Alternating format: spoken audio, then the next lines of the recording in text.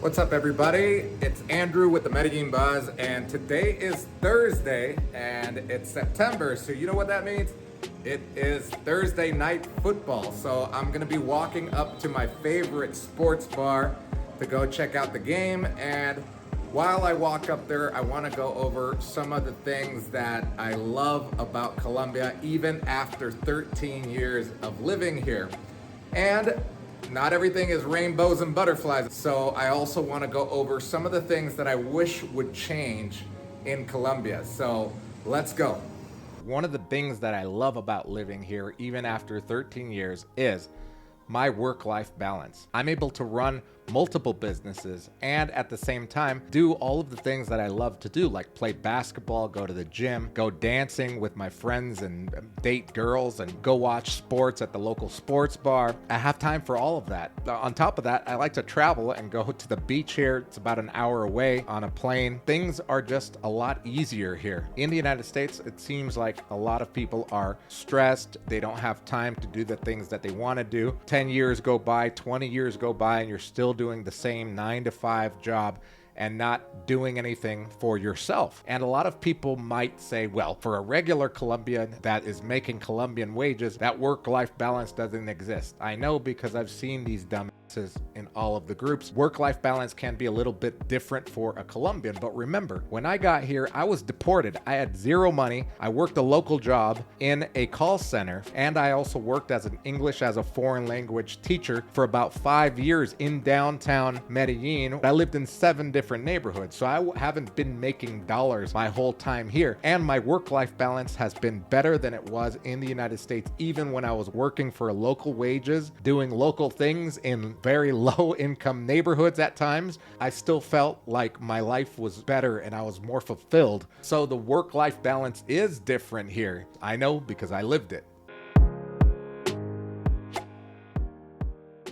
Another reason why I still love living here after 13 years is my social circle. Not only is my social circle amazing because I have great friends, people that are entrepreneurs, professionals in whatever it is that they do in life, people that like to travel, like to be active, like to go out on weekends, people that motivate me to become a better person, whether it's in business or just to adventure and do new things. And some people might say, well, in the United States, you can find all of that. Well, can you really? In most cities, everybody has to drive somewhere. It's not like local transportation is very accessible and goes to anywhere in the city. And on top of that, it's not like you could take an Uber and it's only going to cost you $4 to $12 like here in Medellin. So getting together with people can be a little bit more cumbersome because you actually have to make plans. Whereas here in the city, it's a lot easier because even though Medellin has about 4 million people within the city and the vicinity, it's easy to get together because it's still kind of a small town. It's not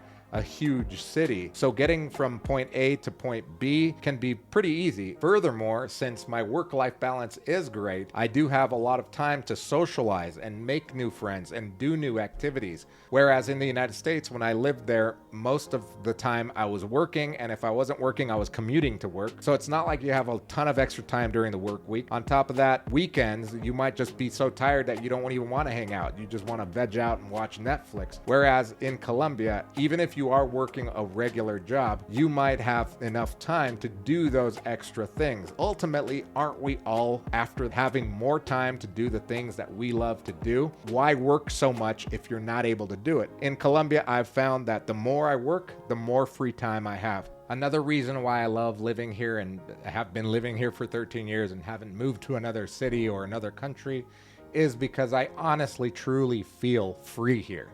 And yeah, some of you may be thinking, yeah, in the United States, you didn't feel free because you were illegal. And yes, that's absolutely true. I was always looking over my shoulder for 29 years.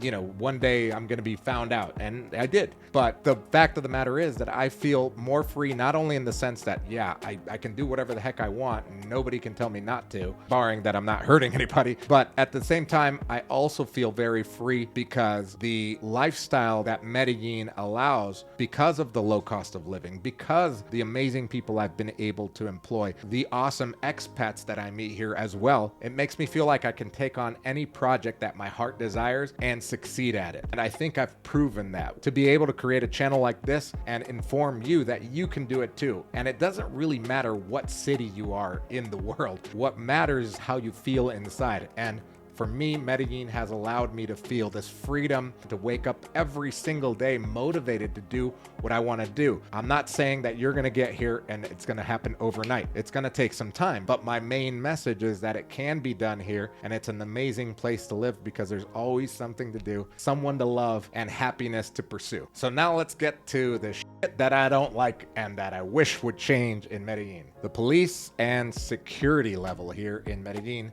is something that I wish could be reformed. You can ask any local or anybody that's spent any significant amount of time in Colombia, not just in Medellin, but in Colombia as a whole. Police are pretty useless. Sometimes you'll find a great one, sometimes they'll be of aid, but for the most part, everybody knows that the police in Colombia aren't the greatest, and that's not the individual's fault. I'm not faulting the actual policeman because they are putting their life on the line. The fact of the matter is that the justice system here is flawed. Not only is it plagued with corruption, but on top of that, the prisons here are super overcrowded. So that means that if a criminal gets caught and is facing a lighter sentence, let's say they robbed something, that person is usually booked and then released the next day for a couple of reasons. Number one is overcrowding is way too much. Number two is that the person that was robbed is probably not going to press charges because they don't know who this person is. That person can come back and find them and kill them or hurt them, and they don't want to go through that trouble, so they don't even press the charges, so that person's not even going to be tried for the crime, and they'll be released in a day or two. So if you are a thief with a family, you're probably going to keep stealing because there aren't really any consequences. And that's a huge problem in Colombia, and Colombia will continue to be the way it is and not reach these incredible levels of tourism. It's not blowing up like a Paris or like a Berlin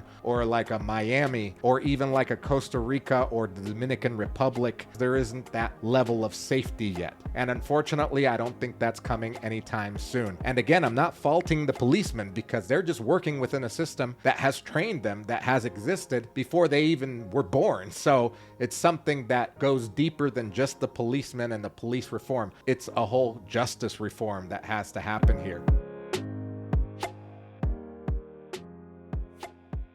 Driving in Colombia is insane. It's not as bad as some people have told me other countries are, but here I expect more. Maybe it's because I'm Colombian, and maybe it's because I've lived, 26 years in the United States, and I've seen what an amazing society can be like. But the driving here will test your patience because no one adheres to the traffic laws. Number one, most people don't even know traffic laws because in order to get a driver's license, all you have to do is pass a cognitive test, like an eye test, a hearing test, reaction time test, and that's it. You don't take a written test or a driving test. As long as you can pay for that, you're good to go. And if you have money, you can bypass a lot of the stuff because Colombia has a corruption problem. And on top of that, your driver's license is good for 10 years, so you don't have to retake a test. You'll find a lot of idiots on the road. It's not like they want to be ignorant. It's that they don't know the difference, and they get away with it because there is no enforcement of those laws. So even if people do know the law, they'll go around it because there isn't enough enforcement. Because unlike the United States or other countries,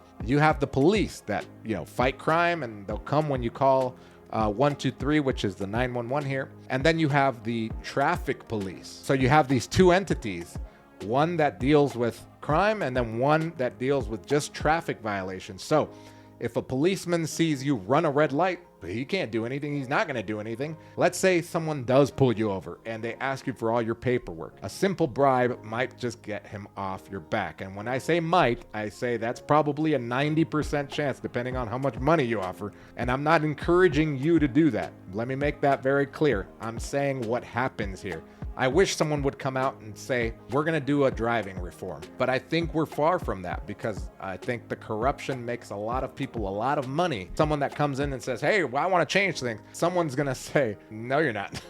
We're making far too much money in order for you to come in and change the whole system and make us lose all that money. Another thing that I wish would be different here in Medellin is something that happens on a personal level, and this is one of their major character defects, and it's a big one. They don't like to take responsibility when they are wrong. They don't like to own up to their faults. They don't like to say, I'm sorry, I fucked up, this is how I'm gonna make it up to you. And this is something that transcends all economic levels. It could be a super professional person to the street person that's selling books on the side of the street. I don't know what it is, but it's really frustrating, especially coming from the United States.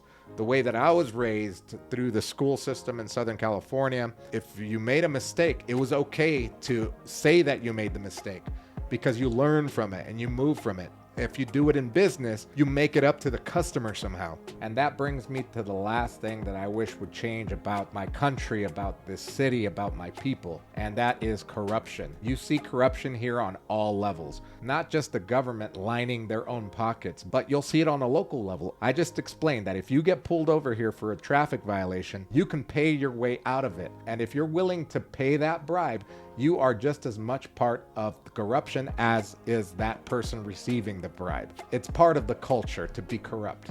Whether it's on the receiving end, on the paying end, someone is getting fucking stiffed. And many people might think, well, people are like this, they're corrupt because of the poverty level, because of the same government that's keeping them down. If that traffic cop were getting paid a very good wage, he would not receive bribes. But I think the root of the problem is that we as Colombians are brought up to take advantage of a flawed system and make it work the best for ourselves. And not until that starts to change will we start seeing major changes in safety, in poverty levels, in opportunities, and see this country flourish the way it should flourish, because it is an amazing country to live in. That being said, all of these things that sometimes make it very hard to live in this country don't outweigh the positives, because as you know, I can pretty much up and leave and go live somewhere else, but I choose to live here because I love the people, I love the country, I love the culture, except for the corruption part,